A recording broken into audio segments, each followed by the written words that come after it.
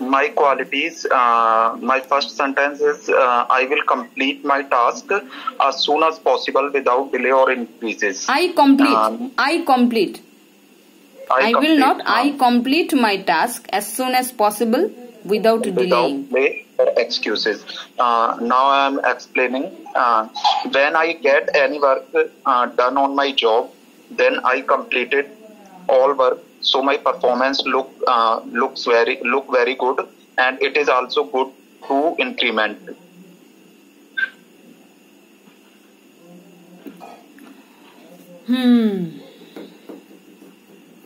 And second is I am strong and independent. During my job, I travel daily at the time of my job around 6 hours, which tells me that I am working hard. I wake up my own and my family all expenses. I bear my family's expenses also. Okay. And third sentence, I am highly interested in self-growth and obtaining knowledge. I like learning new things on my job, which increases my knowledge and so the way to be successful. Your only 2 qualities will be telling. No need to say more, because more qualities you have. All of you have more qualities, but I want to check your grammars. I want to check your way of thinking about yourself in English. हम लोग क्या करते हैं, हम लोग अपने बारे में अपने मातृभाषा जो है, मदर टंग जो है, उसमें सोचते हैं, है ना, कि आज मुझे वहां जाना होगा, ये काम करना होगा, ओ आज तो मुझे ये काम करना है, अरे होमवर्क नहीं किया, अरे होमवर्क करना है, ये है वो है, अरे विनोद को कुछ देना था, उसको दे दिया क्या, अरे माँ तुम माँ खाना लगा दो, अभी खाना है मुझे, बहुत भूख लगी है.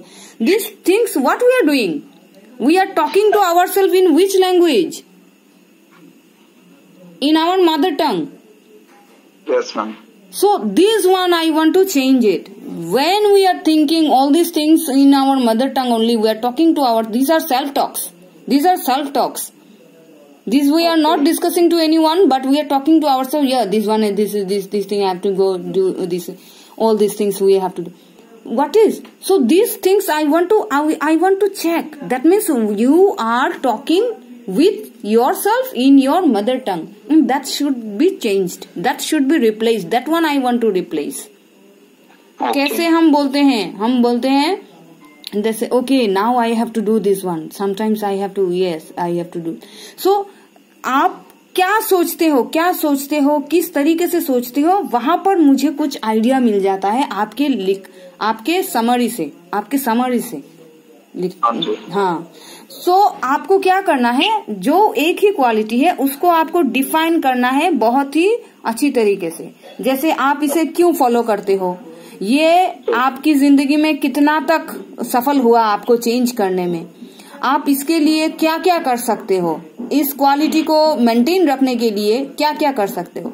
देखो क्वालिटी सबके पास होती है, पर किसी को मालूम होता है, किसी को मालूम नहीं होता है उसकी क्वालिटी, और कोई मेंटेन करता है, कोई मेंटेन. जैसे रिचेस्ट होते हैं, जैसे बिल गेट्स हैं, अडानी हैं, ये सब रिचेस्ट होना बहुत इजी है, बट इसको रिचेस्ट जो है, जो रिच जो है, उनको मेंटेन करना बहुत ही मुश्किल, इतना आसान नहीं है. तो आपको मेंटेन करके रखना है इस क्वालिटी को. आप मेंटेन करने के लिए क्या क्या करते हो, that is you have to understand, that is you have to summary, you have to make a summary of that your qualities. जैसे आपका ये क्वालिटी है, मैं हमेशा सच बोलता हूँ, तो सच बोलने पर मैंने क्या क्या पाया, मुझे इसने कैसे हेल्प किया जिंदगी बदलने के लिए, मैं इसके लिए क्या क्या कर सकता हूँ. This things you have to say something about many things you have to say in a summary about this quality. This I want to know. Qualities also I have known about you, and also I have known about how do you deal with this language. This is also known to me. That is the two things I want to just check. That is the thing. Okay, no problem.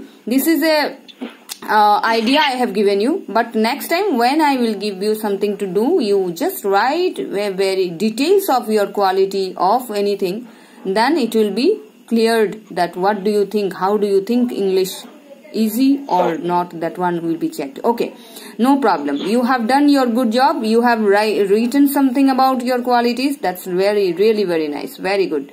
Archana ma'am, hello. Yes ma'am. You are now have to are to say something about your second quality. Yes ma'am. Second quality is help each other.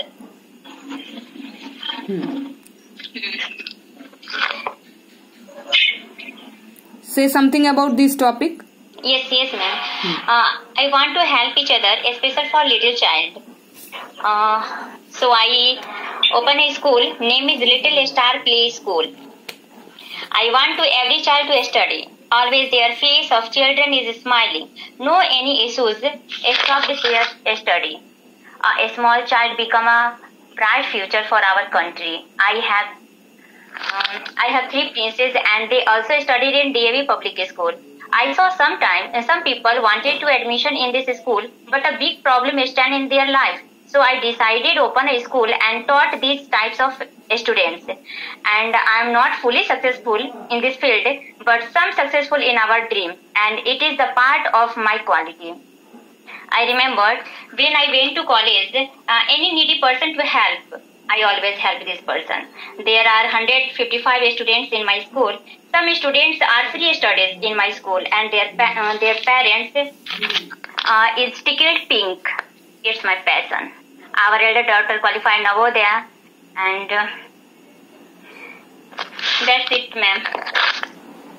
I salute your vision ma'am. I salute your vision. Very good. Great thing you have done and you are doing very good. I'm really happy with the vision you have. You are a visionary. Some persons, हम लोगों में से कुछ हैं जो अपने गोल को पहचान नहीं पाते और आप तो विजनरी हो, गोल का बाप. That is the thing. Very good. I really appreciate your dream should come true and you can join. You will be successful. I pray to God you may get success in your life. Really. Okay. Now I want to say you something about the reading. आप जब पढ़ेंगी, when you will be reading your summary, whatever the topic you will be reading, just read it very slowly, so that if there is any grammar need to check, I can make it. Because you are saying when you write, आपके लिखावट में बहुत दम है ma'am.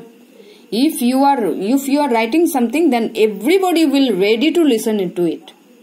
But here I have to do some work. That means आपको grammar में कुछ काम यहाँ पर कराना होगा, मुझे मतलब करना होगा. I have to work on your grammars. You have done whatever you have written. That was very mindful was there, mindfulness, and I have to work. When we will be reading all these things, when any topic I will give you, please read it very slowly. And wait for my please wait for my checking whether there is grammar correction or not. And after that, slowly,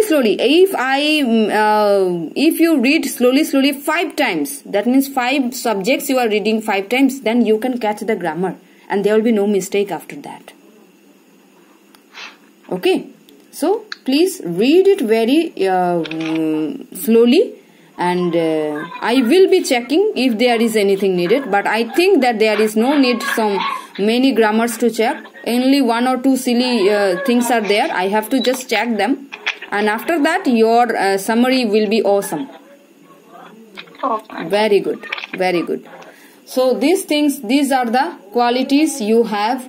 These qualities, more qualities you have done it. So how to write, do you know? Did you understand how to write it? Everybody understood how to write it? Yes ma'am. Yeah. Yes, ma'am. So everybody will tell me within 20 words they will tell me how to write. This is the communication I am taking. I want to listen to you. So first, Amit, you tell me how to write. Whatever I have discussed with you, how to write.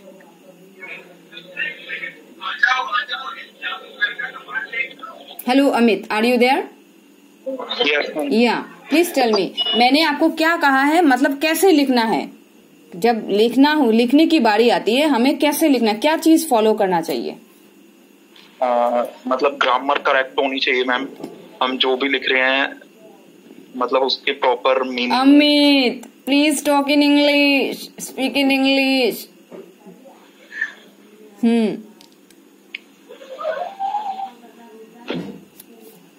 आप English में बोलो।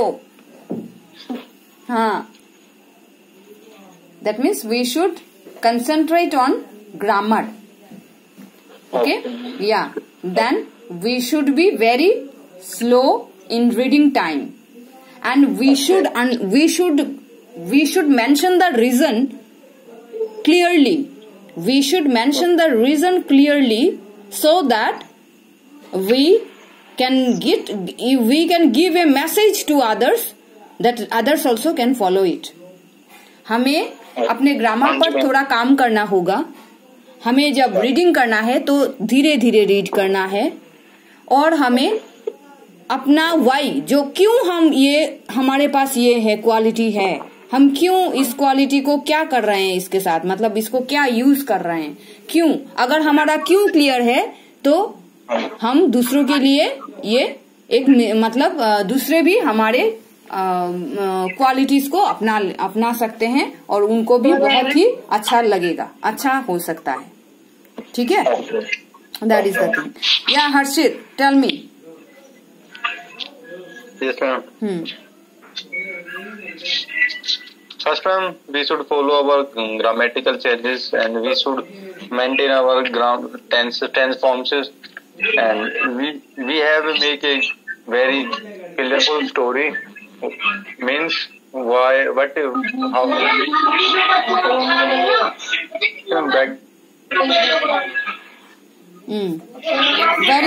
Very good, nice. Each other once or twice a year on the golf course. He and his wife are wealthier than you can imagine. Rich Dad's empire is in great hands, and Mike is now grooming his son to take his place, as his dad had groomed us. In 1994, I retired at the age of 47, and my wife Kim was 37. Retirement does not mean not working. For us, it means that, barring unforeseen cataclysmic changes, we can work or not work, and our wealth grows automatically, staying ahead of inflation. Our assets are large enough to grow by themselves. It's like planting a tree. You water it for years, and then one day it doesn't need you anymore. Its roots are implanted deep enough. Then the tree provides shade for your enjoyment. Mike chose to run the empire, and I chose to retire. Whenever I speak to groups of people, they often ask what I would recommend that they do. How do I get started? Is there a book you would recommend? What should I do to prepare my children? What is your secret to success? How do I make millions? Whenever I hear one of these questions, I'm reminded of the following story. The Richest Businessmen. In 1923, a group of our greatest leaders and richest businessmen held a meeting at the Edgewater Beach Hotel in Chicago. Among them were Charles Schwab, head of the largest independent steel company; Samuel Insull, president of the world's largest utility; Howard Hobson, head of the largest gas company; Ivar Kruger, president of International Match Company, one of the world's largest companies at that time; Leon Fraser, president of the Bank of International Settlements; Richard Whitney, president of the New York Stock Exchange; Arthur Cotton and Jesse Livermore, two of the biggest stock speculators; and Albert Fall, a member of President Harding's cabinet. 25 years later, 9 of these titans ended their lives as follows. Schwab died penniless after living for 5 years on borrowed money. Insull died broke in a foreign land, and Kruger and Cotton also died broke. Hobson went insane. Whitney and Albert Fall were released from prison, and Fraser and Livermore committed suicide. I doubt if anyone can say what really happened to these men. If you look at the date, 1923, it was just before the 1929 market crash and the Great Depression, which I suspect had a great impact on these men and their lives. The point is this. Today, we live in times of greater and faster change than these men did. I suspect there will be many booms and busts in the coming years that will parallel the ups and downs these men faced. I am concerned that too many people are too focused on money and not on their greatest wealth, their education. If people are prepared to be flexible, keep an open mind, and learn, they will grow richer and richer despite tough changes. If they think money will solve problems, they will have a rough ride. Intelligence solves problems and produces money. Money without financial intelligence is money soon gone. Most people fail to realize that in life, it's not how much money you make, it's how much money you keep. We've all heard stories of lottery winners who are poor, then suddenly rich, and then poor again. They win millions, yet are soon back where they started. Or stories of professional athletes who at the age of 24 are earning millions, but are sleeping under a bridge 10 years later. I remember a story of a young basketball player who a year ago had millions. Today, at just 29, he claims his friends, attorney, and accountant took his money, and he was forced to work at a car wash for minimum wage. He was fired from the car wash because he refused to take off his championship ring as he was wiping off the cars. His story made national news, and he is appealing his termination, claiming hardship and discrimination. He claims that the ring is all he has left, and if it was stripped away, he'll crumble. I know so many people who became instant millionaires, and while I am glad some people have become richer and richer, I caution them that in the long run, it's not how much money you make, it's how much you keep and how many generations you keep it. So when people ask, where do I get started, or tell me how to get rich quick, they often are greatly disappointed with my answer. I simply say to them what my rich dad said to me when I was a little kid. If you want to be rich, you need to be financially literate. That idea was drummed into my head every time we were together. As I said, my educated dad stressed the importance of reading books, while my rich dad stressed the need to master financial literacy. If you are going to build the Empire State Building, the first thing you need to do is dig a deep hole and pour a strong foundation. If you are going to build a home in the suburbs, all you need to do is pour a 6-inch slab of concrete. Most people, in their drive to get rich, are trying to build an Empire State Building on a 6-inch slab. Our school system, created in the agrarian age, still believes in homes with no foundation. Dirt floors are still the rage. So kids graduate from school with virtually no financial foundation. One day, sleepless and deep in debt in suburbia, living the American dream, they decide that the answer to their financial problems is to find a way to get rich quick. Construction on the skyscraper begins. It goes up quickly, and soon, instead of the Empire State Building, we have the Leaning Tower of suburbia. The sleepless nights return. As for Mike and me in our adult years, both of our choices were possible because we were taught to pour a strong financial foundation when we were just kids. Accounting is possibly the most confusing, boring subject in the world, but if you want to be rich long term, it could be the most important subject. For Rich Dad, the question was how to take a boring and confusing subject and teach it to kids. The answer he found was to make it simple by teaching it in pictures. My rich dad poured a strong financial foundation for Mike and me. Since we were just kids, he created a simple way to teach us. For years, he only drew pictures and used few words. Mike and I understood the simple drawings, the jargon, the movement of money, and then in later years, Rich Dad began adding numbers.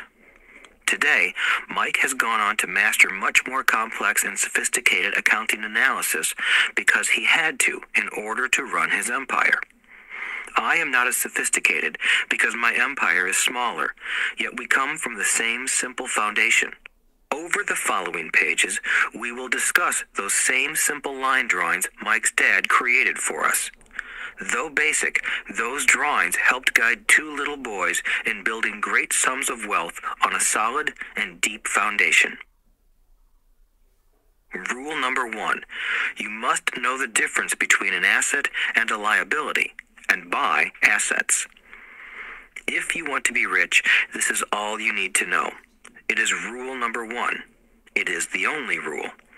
This may sound absurdly simple, but most people have no idea how profound this rule is.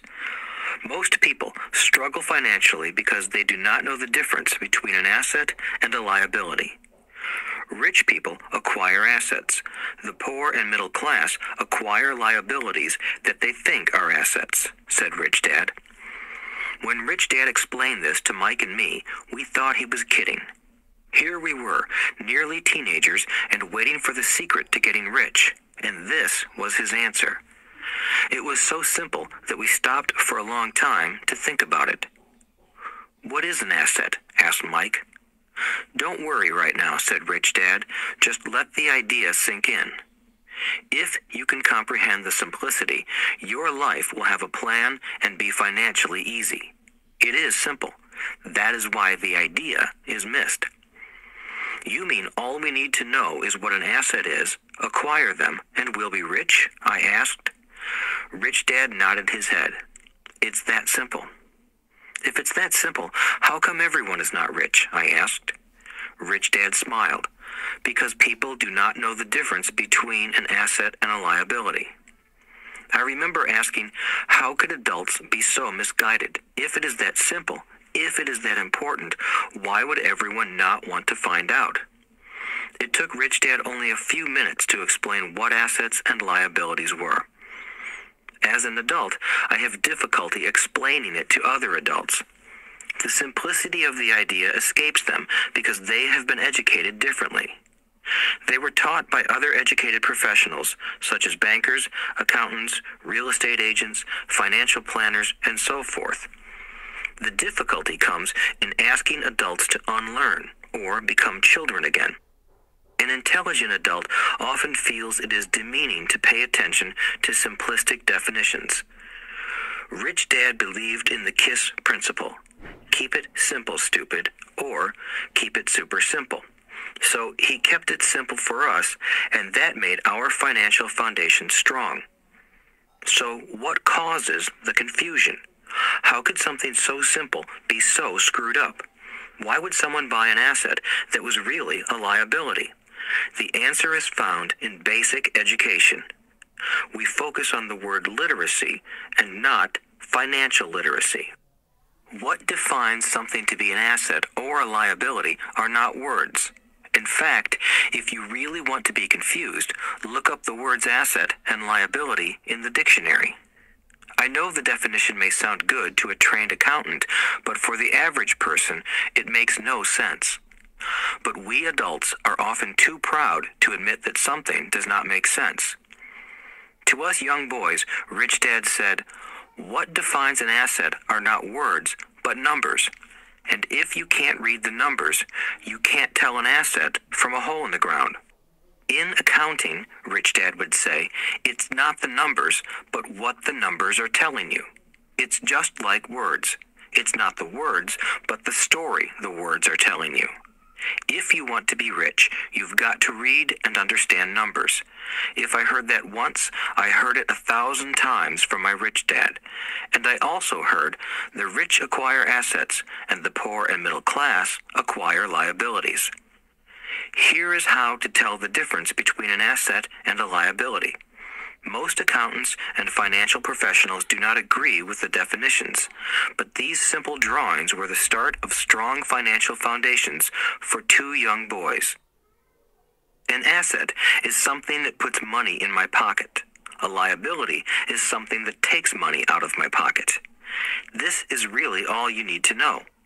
If you want to be rich, simply spend your life buying assets. If you want to be poor or middle class, spend your life buying liabilities. Illiteracy, both in words and numbers, is the foundation of financial struggle. If people are having difficulties financially, there is something that they don't understand, either in words or numbers. The rich are rich because they are more literate in different areas than people who struggle financially. So if you want to be rich and maintain your wealth, it's important to be financially literate in words as well as numbers. Numbers alone mean little, just as words out of context mean little. It's the story that counts. In financial reporting, reading numbers is looking for the plot, the story of where the cash is flowing. In 80% of most families, the financial story paints a picture of hard work to get ahead. However, this effort is for naught because they spend their lives buying liabilities instead of assets. Everyone has living expenses, the need for food, shelter, and clothing. It is the cash flow that tells the story of how a person handles their money. The reason I started with the story of the richest men in America is to illustrate the flaw in believing that money will solve all problems. That is why I cringe whenever I hear people ask me how to get rich quicker or where they should start. I often hear, "I'm in debt, so I need to make more money." But more money will often not solve the problem. In fact, it may compound the problem. Money often makes obvious our tragic human flaws, putting a spotlight on what we don't know. That is why, all too often, a person who comes into a sudden windfall of cash, let's say an inheritance, a pay raise, or lottery winnings, soon returns to the same financial mess, if not worse than the mess they were in before. Money only accentuates the cash flow pattern running in your head. If your pattern is to spend everything you get, most likely an increase in cash will just result in an increase in spending. Thus the saying, "A fool and his money is one big party." I have said many times that we go to school to gain scholastic and professional skills, both of which are important. We learn to make money with our professional skills. In the 1960s, when I was in high school, if someone did well academically, people assumed this bright student would go on to be a medical doctor because it was the profession with the promise of the greatest financial reward. Today, doctors face financial challenges I wouldn't wish on my worst enemy. Insurance companies taking control of the business, managed healthcare, government intervention, and malpractice suits. Today, kids want to be famous athletes, movie stars, rock stars, beauty queens, or CEOs because that is where the fame, money, and prestige are. That is the reason it is so hard to motivate kids in school today. They know that professional success is no longer solely linked to academic success, as it once was. Because students leave school without financial skills, millions of educated people pursue their profession successfully, but later find themselves struggling financially. They work harder, but don't get ahead. What is missing from their education is not how to make money, but how to manage money. It's called financial aptitude, what you do with the money once you make it, how to keep people from taking it from you, how to keep it longer, and how to make that money work hard for you. Most people don't understand why they struggle financially because they don't understand cash flow. A person can be highly educated, professionally successful, and financially illiterate. These people often work harder than they need to because they learned how to work hard, but not how to have their money work hard for them. The story of how the quest for a financial dream turns into a financial nightmare. The classic story of hardworking people has set a pattern. Recently married, the happy, highly educated young couple moves into one of their cramped, rented apartments. Immediately, they realize that they are saving money because two can live as cheaply as one. The problem is, the apartment is cramped. They decide to save money to buy their dream home so they can have kids. They now have two incomes, and they begin to focus on their careers. their incomes begin to increase. As their incomes go up, their expenses go up as well. The number one expense for most people is taxes. Many people think it's income tax, but for most Americans, their highest tax is Social Security. As an employee, it appears as if the Social Security tax combined with the Medicare tax rate is roughly 7.5%, but it's really 15% since the employer must match the Social Security amount. In essence, it is money the employer can't pay you. On top of that, you still have to pay income tax on the amount deducted from your wages for Social Security tax. Income you never received because it went directly to Social Security through withholding. Going back to the young couple, as a result of their incomes increasing, they decide to buy the house of their dreams. Once in their house, they have a new tax called property tax. Then they buy a new car, new furniture, and new appliances to match their new house. All of a sudden, they wake up and their liabilities column is full of mortgage and credit card debt. Their liabilities go up. They're now trapped in the rat race. Pretty soon, a baby comes along and they work harder. The process repeats itself. Higher incomes cause higher taxes, also called bracket creep. A credit card comes in the mail. They use it. It maxes out. A loan company calls and says their greatest asset, their home, has appreciated in value. Because their credit is so good, the company offers a bill consolidation loan and tells them the intelligent thing to do is clear off the high-interest consumer debt by paying off their credit card. And besides, interest on their home is a tax deduction. They go for it and pay off those high-interest credit cards. They breathe a sigh of relief. Their credit cards are paid off. They've now folded their consumer debt into their home mortgage. Their payments go down because they extend their debt over 30 years. It is the smart thing to do. Their neighbor calls to invite them to go shopping. The Memorial Day sale is on. They promise themselves they'll just window shop, but they take a credit card, just in case. I run into this young couple all the time. Their names change, but their financial dilemma is the same. They come to one of my talks to hear what I have to say. They ask me, "Can you tell us how to make more money?" They don't understand that their trouble is really how they choose to spend the money they do have. It is caused by financial illiteracy and not understanding the difference between an asset and a liability. More money seldom solves someone's money problems. Intelligence solves problems. There is a saying a friend of mine says over and over to people in debt. If you find you have dug yourself into a hole, stop digging.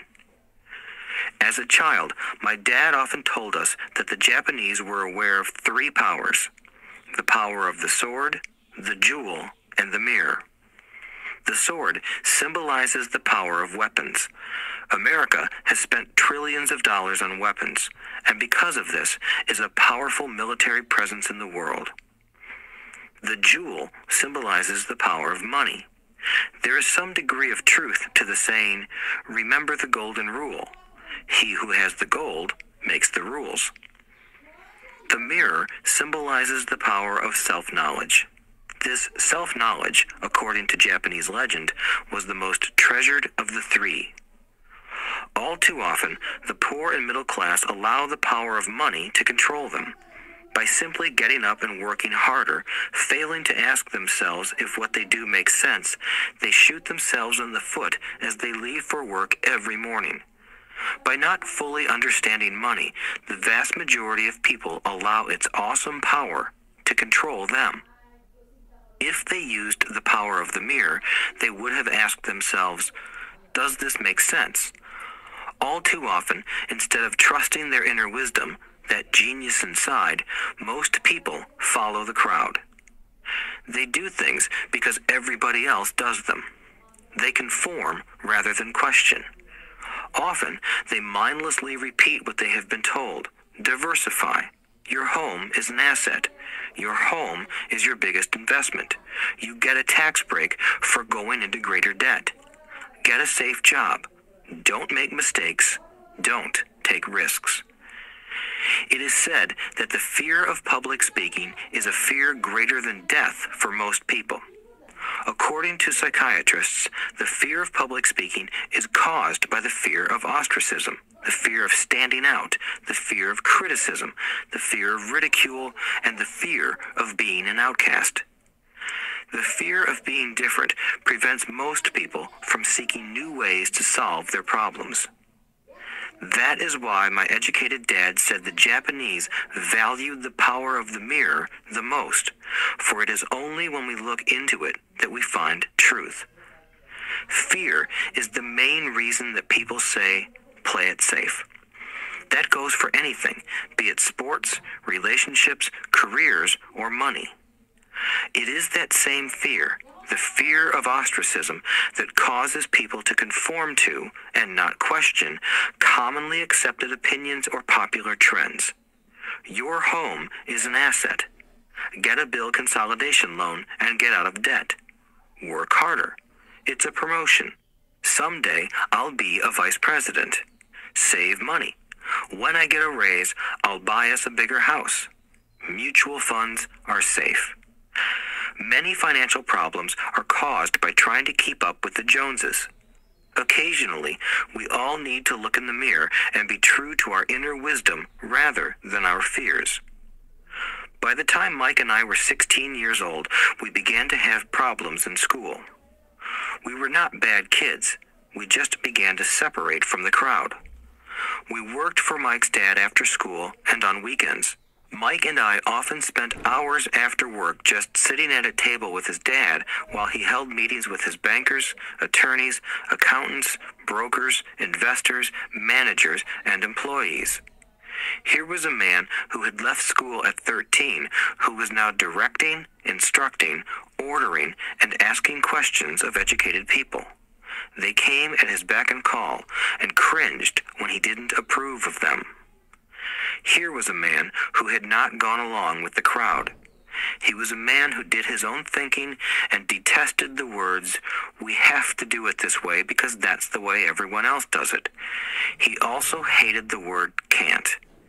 If you wanted him to do something, just say, "I don't think you can do it."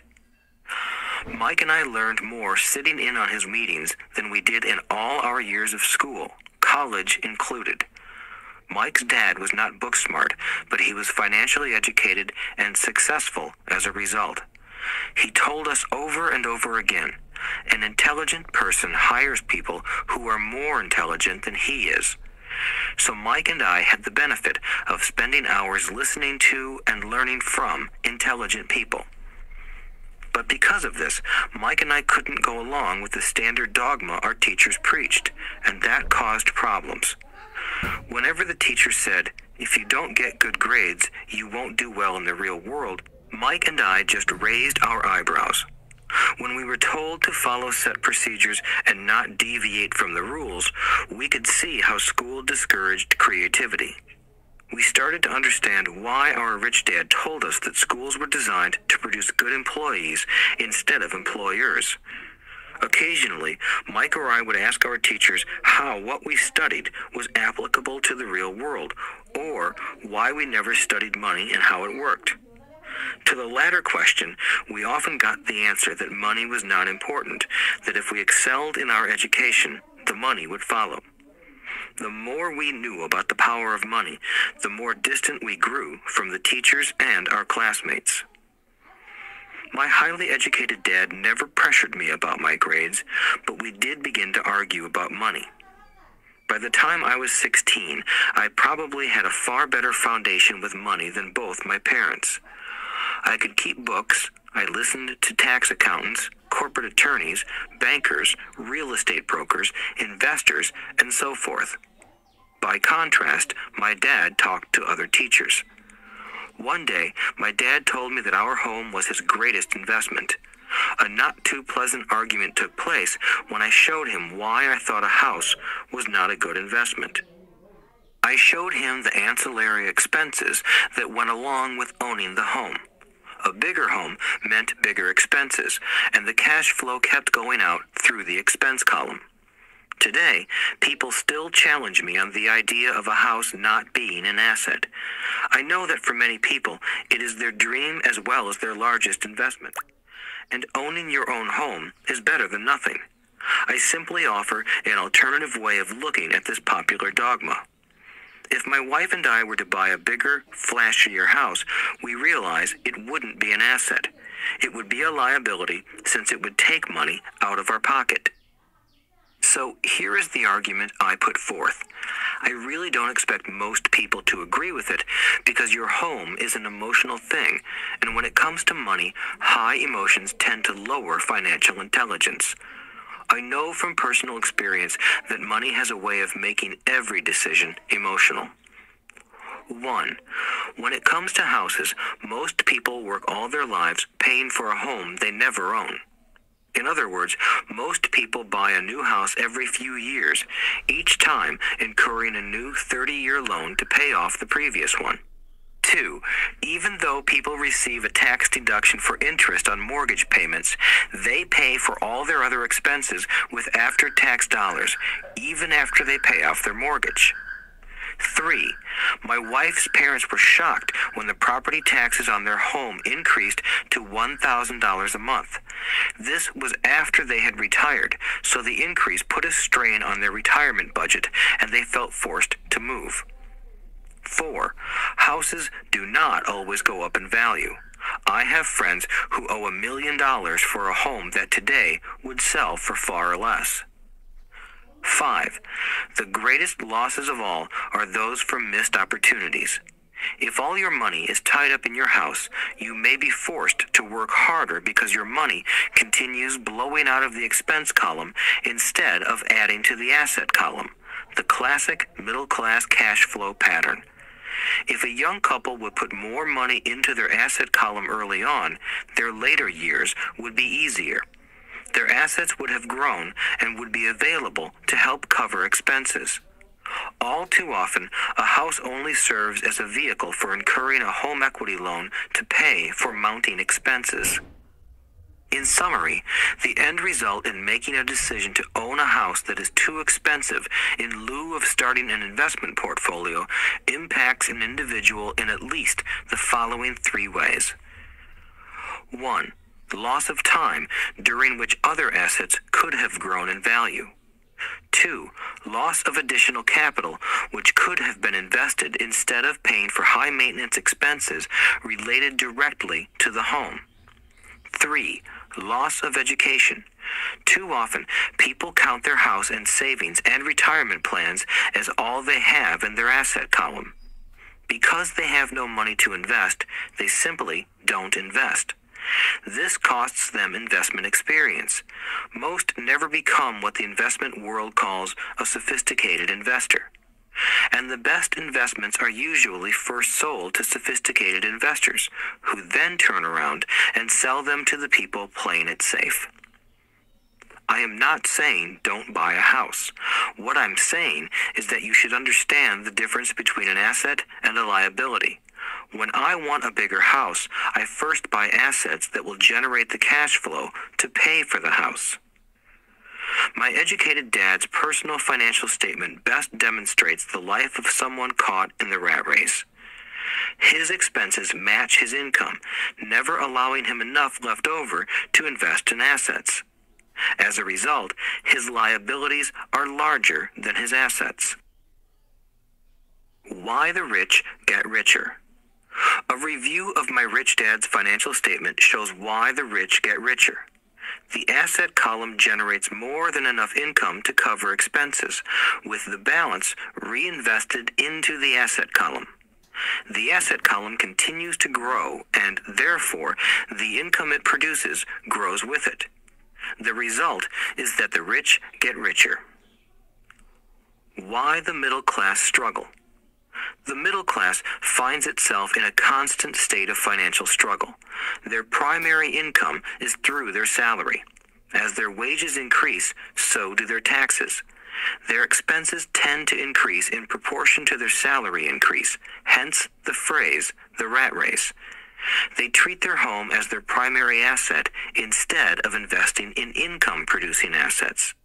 This pattern of treating your home as an investment and the philosophy that a pay raise means you can buy a larger home or spend more is the foundation of today's debt-ridden society. Increased spending throws families into greater debt and into more financial uncertainty, even though they may be advancing in their jobs and receiving raises on a regular basis. This is high-risk living caused by weak financial education. The massive loss of jobs in recent times proves how shaky the middle class really is financially. Company pension plans are being replaced by 401k plans. Social Security is obviously in trouble and can't be relied upon as a source for retirement. Panic has set in for the middle class.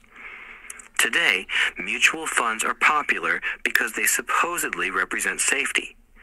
Average mutual fund buyers are too busy working to pay taxes and mortgages, save for their children's college, and pay off credit cards. They do not have time to study investing, so they rely on the expertise of the manager of a mutual fund. Also, because the mutual fund includes many different types of investments, they feel their money is safer because it is diversified. This educated middle class subscribes to the dogma put out by mutual fund brokers and financial planners. Play it safe, avoid risk. The real tragedy is that the lack of early financial education is what creates the risk faced by average middle-class people. The reason they have to play it safe is because their financial positions are tenuous at best. Their balance sheets are not balanced. Instead, they are loaded with liabilities and have no real assets that generate income. Typically, their only source of income is their paycheck. Their livelihood becomes entirely dependent on their employer. So when genuine deals of a lifetime come along, these people can't take advantage of them because they are working so hard, are taxed to the max, and are loaded with debt. As I said at the start of this section, the most important rule is to know the difference between an asset and a liability. Once you understand the difference, concentrate your efforts on buying income-generating assets. That's the best way to get started on a path to becoming rich. Keep doing that, and your asset column will grow. Keep liabilities and expenses down so more money is available to continue pouring into the asset column. Soon, the asset base will be so deep that you can afford to look at more speculative investments. Investments that may have returns of 100% to infinity. $5,000 investments that are soon turned into $1 million or more. Investments that the middle class calls too risky. The investment is not risky for the financially literate. As an employee who is also a homeowner, your working efforts are generally as follows. 1. You work for the company. Employees make their business owner or the shareholders rich, not themselves. Your efforts and success will help provide for the owner's success and retirement. 2. You work for the government. The government takes its share from your paycheck before you even see it. By working harder, you simply increase the amount of taxes taken by the government. Most people work from January to May just for the government. 3. You work for the bank. After taxes, your next largest expense is usually your mortgage and credit card debt. The problem with simply working harder is that each of these 3 levels takes a greater share of your increased efforts.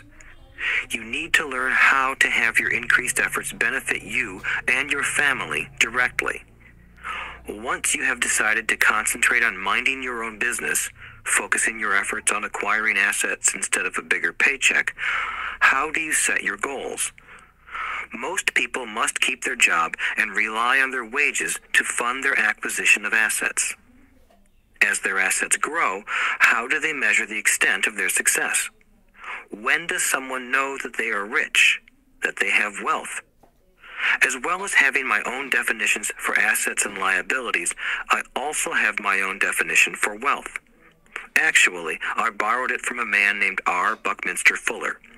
Some call him a quack, and others call him a genius. Years ago, he got architects buzzing because he applied for a patent for something he called a geodesic dome. But in the application, Fuller also said something about wealth. It was pretty confusing at first, but after reading it, it began to make some sense. Wealth is a person's ability to survive so many number of days forward, or, if I stopped working today, how long could I survive? Unlike net worth, the difference between your assets and liabilities, which is often filled with a person's expensive junk and opinions of what things are worth, this definition creates the possibility for developing a truly accurate measurement. I could now measure and know where I was in terms of my goal to become financially independent. Although net worth often includes non-cash producing assets, like stuff you bought that now sits in your garage, wealth measures how much money your money is making and, therefore, your financial survivability. Wealth is the measure of the cash flow from the asset column compared with the expense column. Let's use an example.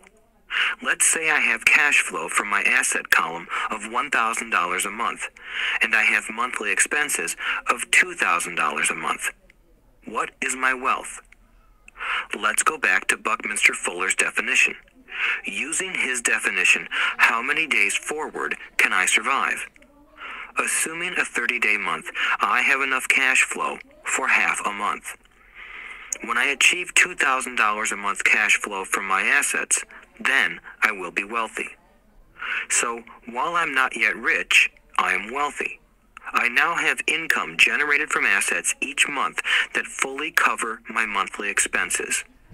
If I want to increase my expenses, I first must increase my cash flow to maintain this level of wealth. Also note that it is at this point that I'm no longer dependent on my wages. I have focused on and been successful in building an asset column that has made me financially independent. If I quit my job today, I would be able to cover my monthly expenses with the cash flow from my assets. My next goal would be to have the excess cash flow from my assets reinvested into the asset column. The more money that goes into my asset column, the more my asset column grows. The more my assets grow, the more my cash flow grows. And as long as I keep my expenses less than the cash flow from these assets, I grow richer with more and more income from sources other than my physical labor. As this reinvestment process continues, I am well on my way to becoming rich. Just remember this simple observation. The rich buy assets. The poor only have expenses. The middle class buy liabilities they think are assets. So how do I start minding my own business? What is the answer? Listen to the founder of McDonald's in the next chapter. Chapter 3. Lesson 3. Mind